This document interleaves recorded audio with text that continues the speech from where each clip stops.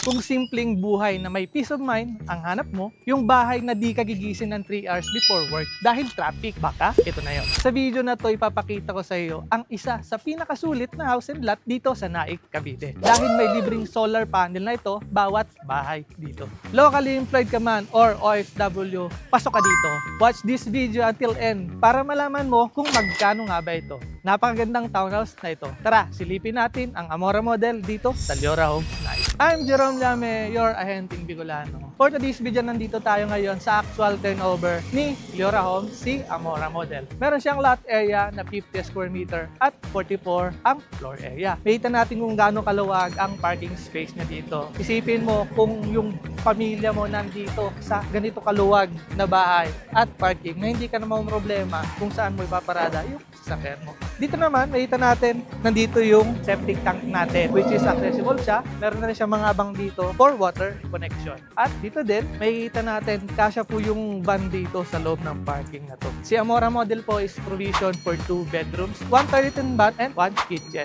Ang kaganda nito, ang kitchen niya na nasa likod. Tara, pasukin natin. Ang turnover po is free na ang ating screen door. At pagpasok natin, makikita natin yung solid na pintuan na hindi basta-basta masisira. Pasok po tayo. Ito po yung actual model natin or actual turnover dito sa Leora Homes. Kung ano po yung makikita natin dito, ganito po ang itsura pag na-turnover kasi. Semi-complete, painted na po yung mga wall, naka-finish lang yung flooring. Ang kagandahan nito, may free wheel ka kung ano ang ilalagay mo dito. Tiles ba, porcelain, vinyl tiles, depende yan kung ano ang gusto mo. Dito makita natin ang protection sa pamilya natin. Ang window screen para iwas tayo sa dengue o sa lamok. Dito makita natin yung living area, dining, at yung kitchen natin sa likod. Dito makikita natin, ito yung isa sa pinaka nagustuhan ng mga client natin dito.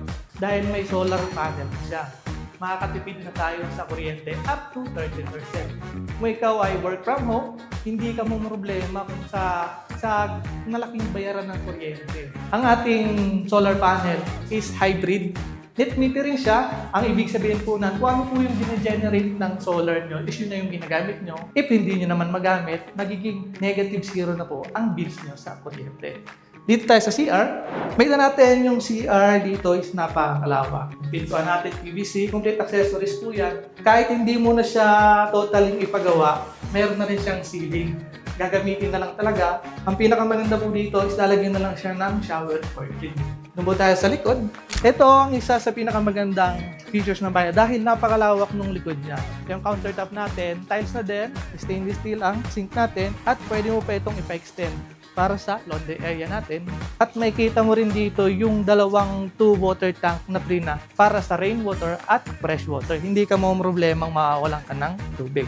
Bago tayo umakyat, nakita natin yung hagdan natin na gawa sa bakal at kahoy. Meron po dito concrete cement, which is makita natin na matibay siya kung may mga yakyat at gamit. Dito sa taas, provision siya ng 2 bedrooms. Kayo na po yung magpapagawa. Meron po dito mga markings ng sample para sa layout ng 2 kwarto. Bali, meron tayong model unit kung saan nakagawa na siya, meron na siyang partition, mabibigyan tayo ng idea kung gaano kaganda yung bahay. Kita natin dito, nakita natin yung 2 water tank dito, lahat ng bintana natin. May screen na po yan. At isa pa dito kagandahan is meron na siyang ceiling. Hindi ka na magpapagawa or gagastos pa. Partition na lang at kalimitan po dito nilalagay is yung vinyl tiles. Yung mga electrical fixtures po natin dito, makita natin nakaabang na po yan. Bali, bawat kanto po niya, halos bawat kanto po is meron po yung power outlet. Dito po sa taas, naka-astrofoil na rin po yan, kaya mababawasan na rin yung init dito sa loob. Nakaabang na rin po yung lagayan ng aircon. Bali, punta po tayo sa model unit natin para may idea tayo kung gaano kaganda si Amora model. Nandito tayo ngayon sa model unit. Renovated na yung loob niya. Makita natin dito yung living area niya na napakalawak. Dito nilagyan nila ng mga simpleng at isang upuan. Pero depende yan sa inyo kung gusto niyo lagyan ng sofa. Dito naglagay sila ng salamin. Pero kalimitan, TV po yung nilalagay nila dito. At makikita natin dito na gumagana na yung solar panel natin. Makikita natin na kaya niyang paganahan yung aircon natin. Dito naman sa may hagdan natin, naglagay sila ng mga cabinet dito, lagayan ng mga gamit para maganda yung design niya. Marami po dito sa online. Dito po yung lamesa natin, naglagay pa sila ng mga cabinet dito. Bali dito po sa CR is wala naman siyang ganong pinagbago. Nilagyan lang po siya ng shower curtain. Kaya po tayo sa taas. Meron po tayong dalawang kwarto dito sa taas. Papakita ko po sa inyo kung kano maganda. Dito po, dito is gumagana na rin yung aircon natin dito. Bali, kayang paganahin ng solar natin yung dalawang aircon. Dito po, saktong-sakto kung work from home ka. So, may lamesa dito.